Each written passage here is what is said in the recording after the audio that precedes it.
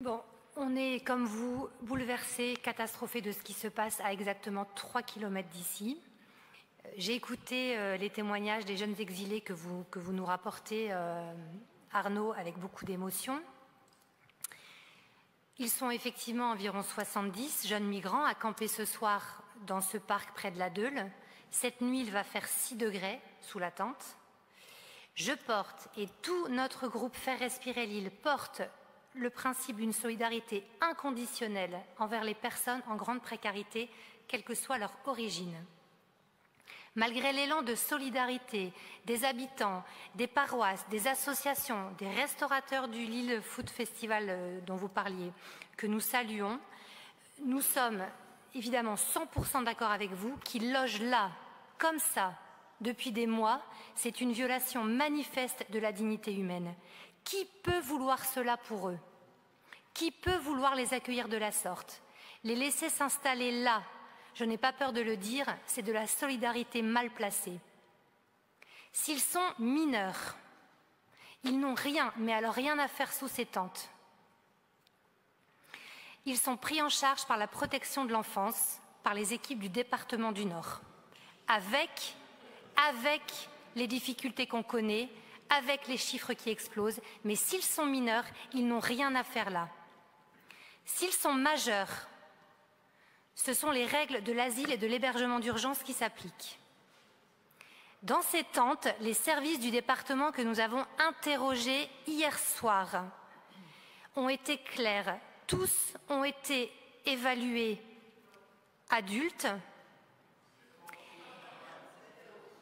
ou se sont vus proposer un rendez-vous pour une évaluation et n'ont pas pu s'y rendre. Donc, s'il devait n'y avoir qu'un seul jeune non évalué sur ce camp, c'est-à-dire dont on n'a pas encore évalué la minorité ou la majorité, s'il devait n'y avoir qu'un seul jeune non évalué sur ce camp, il doit, je suis d'accord avec vous, il doit être pris en charge par le département qui d'abord le mettra à l'abri, puis procédera aux vérifications. Là où tout se complique, et c'est ça que je voudrais vous dire, là où tout se complique, et c'est déjà très très compliqué, c'est que ces jeunes évalués majeurs expriment, eux, qu'ils sont mineurs. Et donc, et c'est leur droit, font un recours en minorité. Alors, qui a la responsabilité de les héberger pendant le temps de ce recours? C'est toute l'ambiguïté.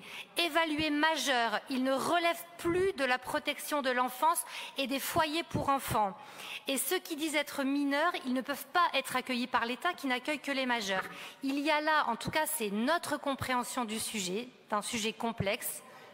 Voilà, on est prêt à vous écouter encore sur ce sujet, mais notre compréhension, c'est qu'il y a là un trou noir que votre texte ne comble absolument pas.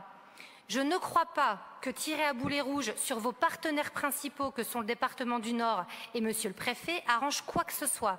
Peut-être faut-il demander à nos 3 parlementaires ici présents dans la salle de se saisir de ce sujet, de la responsabilité de l'hébergement effectif, le temps du recours juridique, qui reste flou, parce que si ça n'était pas flou, tous les acteurs ne se rejetteraient pas la balle et on n'aurait pas 70 jeunes qui camperaient au bois blanc. Donc parce que, en réalité, dans ce texte, vous n'avez rien proposé de concret, nous ne prendrons pas part au vote. Le statu quo au camp des Bois Blancs doit absolument cesser pour ces jeunes exilés et chacun doit être à la hauteur de l'enjeu. Bien sûr.